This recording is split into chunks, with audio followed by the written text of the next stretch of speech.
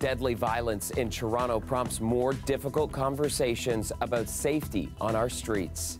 There's increasing gun violence in the area. It seems we aren't safe anymore. Neighbors sent scurrying to safety as police investigate a deadly shooting over the noon hour. We're live at the scene at Shooter and Sherbourne. She tried to go the other way to get away, to save herself. Plus, the frantic moments after part of a tree came tumbling down in a popular Toronto park. We'll update you on the condition of the injured woman caught underneath. The only difference is these individuals are stuck living on the streets, which I did not have to do that. And seeing themselves in the struggle, we'll show you the firefighters in Brampton who are stepping up in the ongoing mission to help asylum seekers in our region. Good evening, I'm Chris Glover. From Brampton to downtown Toronto, we have updates tonight on 3 deadly shootings. Police believe all are likely targeted attacks. Still, that's providing little comfort tonight for communities who say they feel like they've been dealing with an increase in violence recently. Let's start with that shooting over the noon hour in Toronto's downtown, where a man was killed when gunshots flew in a parking lot near Sherbourne and Shooter Streets. Tyler Cheese is live at that scene. And Tyler, what is the latest from police tonight? Yeah, there's a smaller police presence here at this hour, but the investigation is still ongoing. What we've learned so far is the victim is male. He died of gunshot wounds, and right now police are saying he knew the suspect.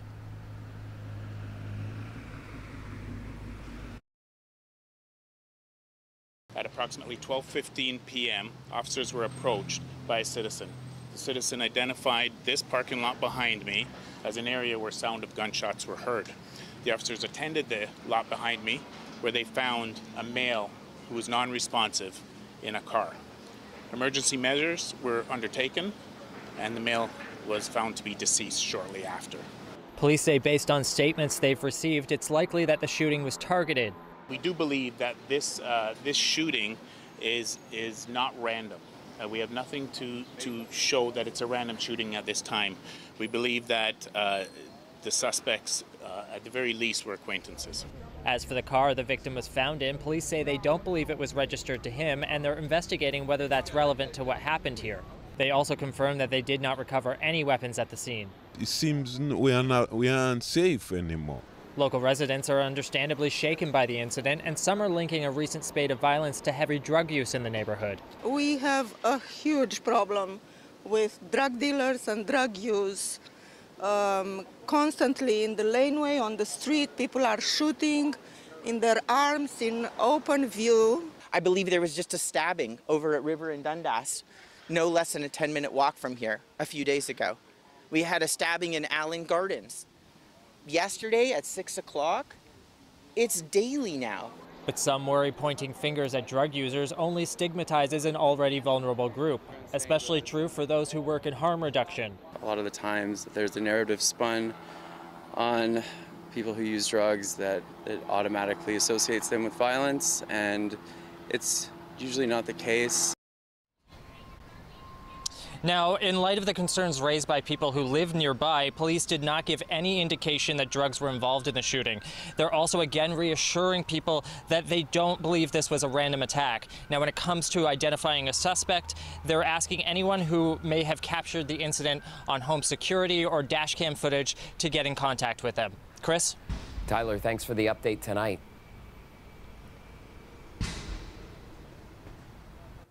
Updating you now on the shooting late last night in Brampton. A man in his 60s died after police say he was shot outside a home near Queen and Chinguacousy. Our Homicide Bureau currently has carriage of this investigation, and it is believed at this time that the suspect or suspects were seen fleeing in a vehicle. We do believe this to be a targeted incident, so there's no immediate threat to public safety. Neighbors called 911 reporting the sound of gunshots just after 10 last night. Police who live nearby, or people who live nearby, say the victim shared the home with his wife, adult children, and grandchildren. And many of the people there told us they worry crime is on the rise, and many have installed security cameras on their homes. Now, late today, Peel police releasing a suspect vehicle related to the homicide. A suspect is believed to have fled on foot before getting into this dark-colored 4-door SUV believed to be a Honda Pilot. And an update to another Brampton shooting just 5 minutes away from that one from last night. This one from Saturday night on the property of a Catholic high school. Peel police today identifying a suspect vehicle in that deadly shooting. They also identified the victim as 30-year-old Anthony Putsu. This is a photo here of a 2023 black Nissan Murano. It was found burned in the 8th Line and Britannia Road area of Milton the morning after the shooting, and investigators say 3 suspects are believed to be associated with the vehicle. The car had a license plate of CYJS 166, and police are asking anybody with information on the vehicle or suspects to contact them.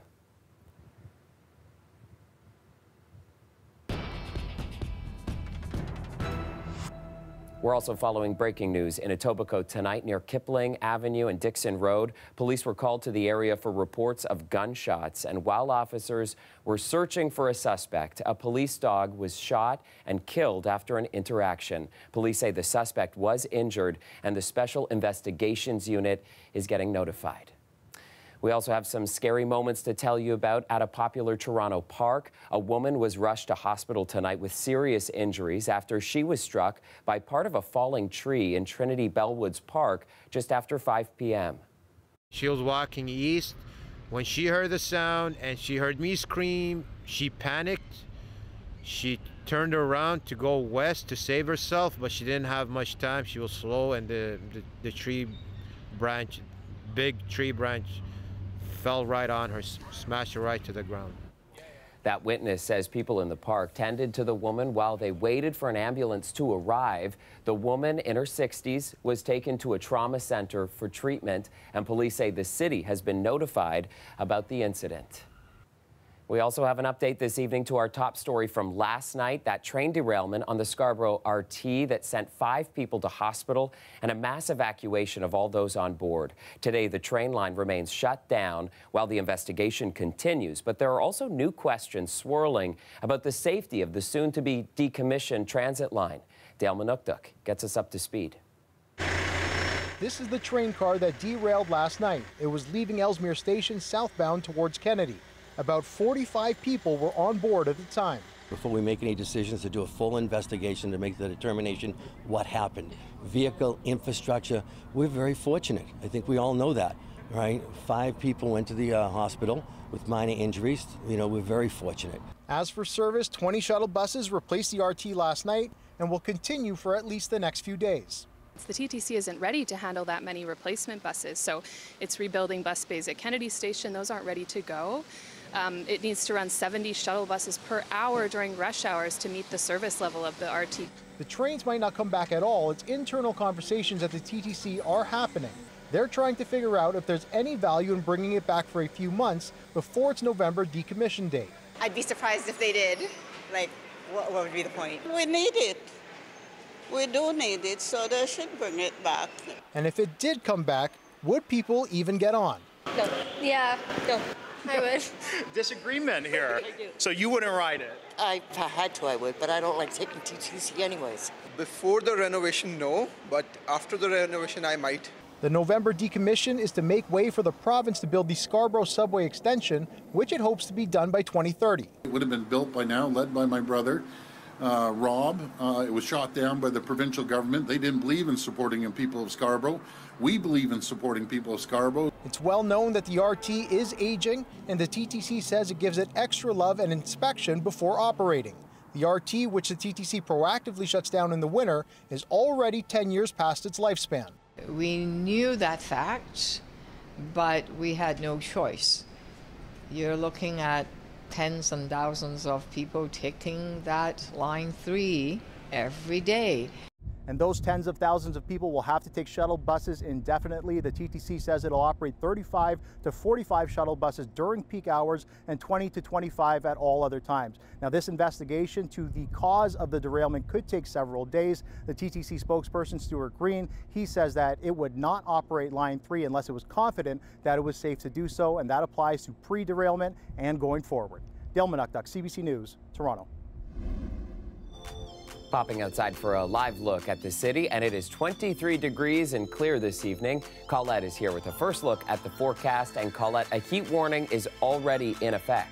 Yeah, Chris, that's right. Some of that record-setting heat that's been in Alberta and through the prairies tracking our way. And as it comes in for the next few days, likely through to Friday, we are looking at a heat warning that's been issued by Environment Canada. Your highs in the neighborhood of 30 degrees or into the low 30s, those humidex values approaching 40, and not even a lot of relief with the overnight temperatures as well, as those hold close to 20 degrees.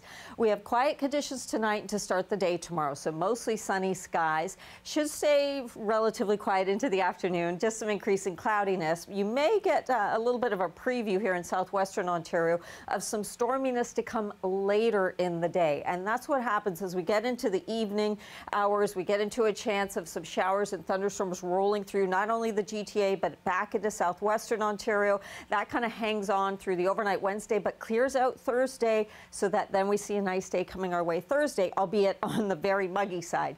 19 to 20 for the low tonight and 31 tomorrow, but feeling like at least 37, Chris. Goodness, that is hot. All right, thanks, Colette.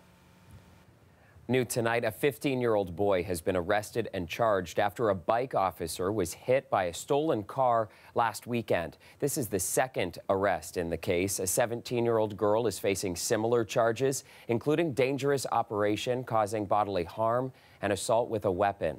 Police released this footage of the incident today, and you can see the driver of the car accelerates and strikes an officer before fleeing the scene.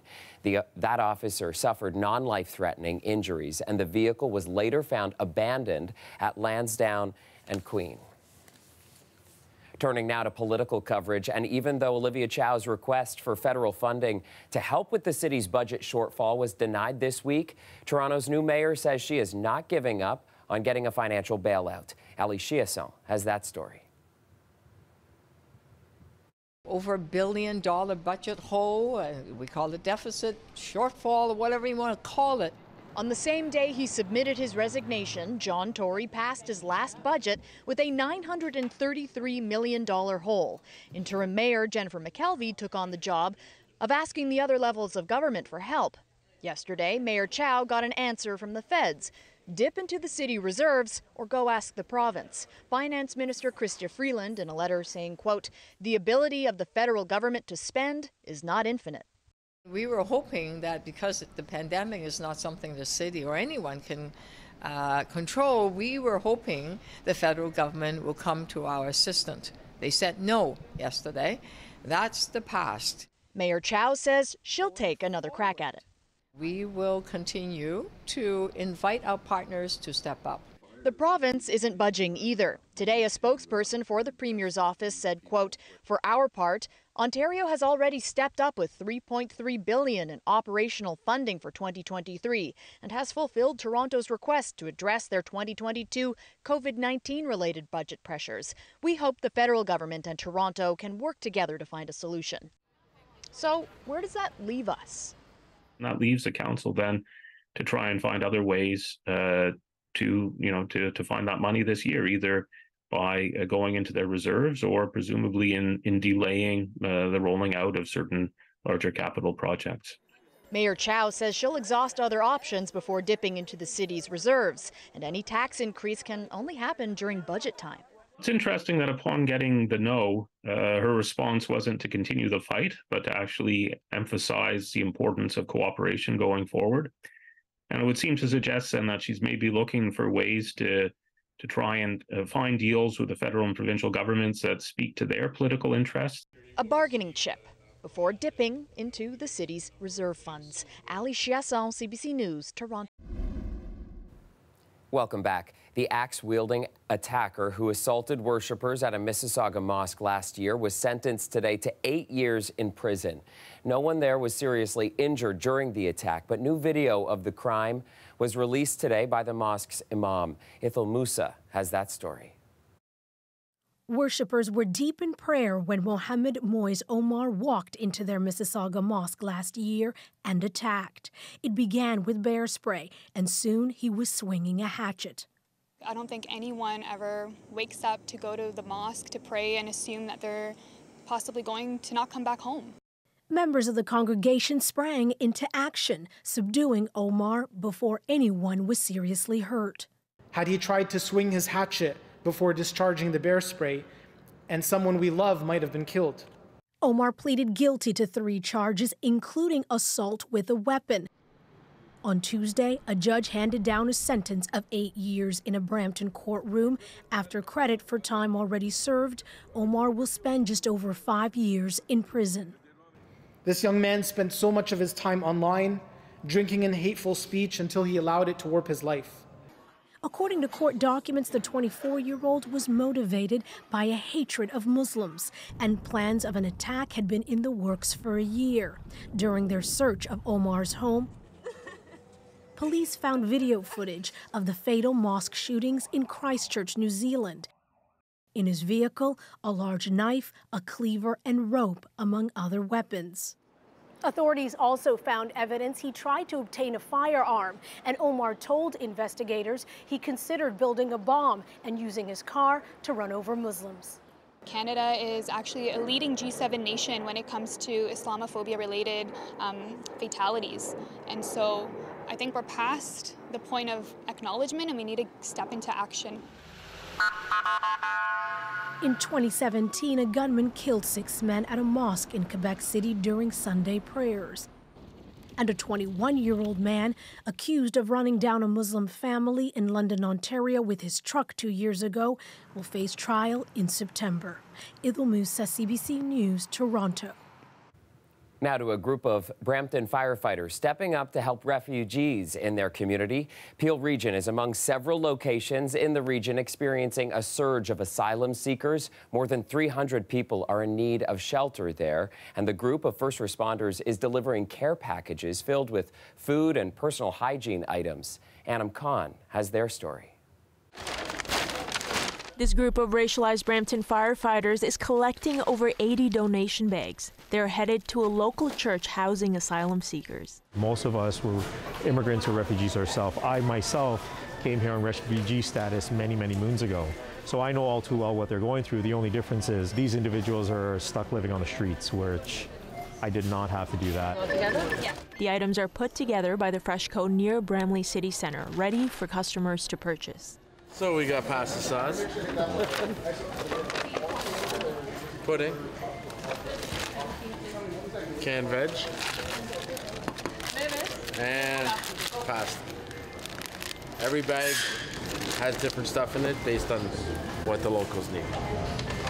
The Freshco manager says the program has gotten a lot of attention in the local community, with many eager to buy the bags since the program kicked off on Friday. The firefighters hope the asylum seekers feel that love and support. We just want to show ourselves as, first of all, as human beings, and then second of all, as people of different communities, saying that we all come together and, you know, we're all one, and welcome to Canada, and this is from us and from the beautiful citizens of Brampton. The group is running the program for 2 more weeks. Bags are picked up every Monday, and they're taken to a different location each week. The group says if the campaign is successful, they will roll it out elsewhere in the GTA. Anam Khan, CBC News, Toronto.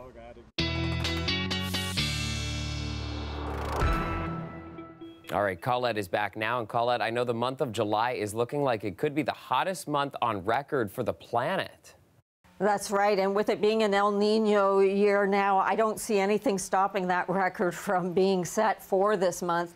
We know this heat wave has been ongoing, and a report that I was reading today from the World Weather Attribution Group. Now, this is a group that really looks at how much human-induced climate change has amplified the warming of our planet.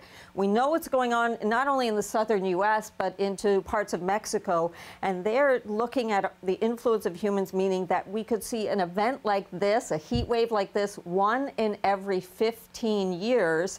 And if we travel over to southern Europe, northern Africa, it could be 1 in every 10 years now, and that this wouldn't even be possible without these kind of numbers for this duration, wouldn't even be possible without human influence. And if we look at China, it's going to be 1 in every 5 years, whereas it would have been about 1 in every 250. So that's what we have with the burning of fossil fuels and our warming planet. Now, I spoke earlier in the show about us having a heat warning. It's going to be very short-lived comparatively, that we're going to be seeing about 3 days of this heat. heat and humidity, and then it will clear back for the weekend. For tomorrow, a nice day until we get into those evening hours, especially for the GTA. Perhaps a little preview earlier for southwestern Ontario before it rolls in, but it's mostly an evening and overnight rain showers and some thunderstorms that will roll through. They clear out Thursday, so that then we get into sunshine again on Thursday, although it's going to be sticky because of those humidex values approaching 40. And that heat warning lasts until Friday, and then we should see that relief coming behind a cold front into the weekend. The lows don't give us much in terms of any kind of breathing room from the heat either. It's not so bad overnight tonight because those dew points won't be up yet, but they will be as we get towards Wednesday and Thursday night. 31 tomorrow for that high. Thursday, maybe a bit cooler. I suspect we'll get to that 30 as well. Friday, you're seeing it again. The humidex then likely 40, but take heart. Some showers perhaps early Saturday behind that cold front. Other than that, it looks like a nicer and more comfortable weekend, Chris. That sounds great. All right, thanks, Colette. Toronto police hosted a book launch today, all in support of Ukrainian children. The goal essentially is to provide supports, mental health supports, trauma supports to children in Ukraine who are being impacted very much directly by the war, whether it's their parents who are on the front lines fighting the war, or fallen defenders, or are victims of the war themselves. The book is called Who Has Buried the Dead, and it's a historical fiction set during the Second World War. It was written by Sergeant Chuck Conkle, a 47-year veteran with the Toronto Police, and proceeds from the book sales for 1 month will go toward Project Sunflower, which provides therapy support camps for Ukrainian children. And that is our show for you tonight. Thank you so much for watching. Marivelle Tarouk has your next local newscast tomorrow at 6, and I will see you back here tomorrow night at 11. Have a great night, everyone.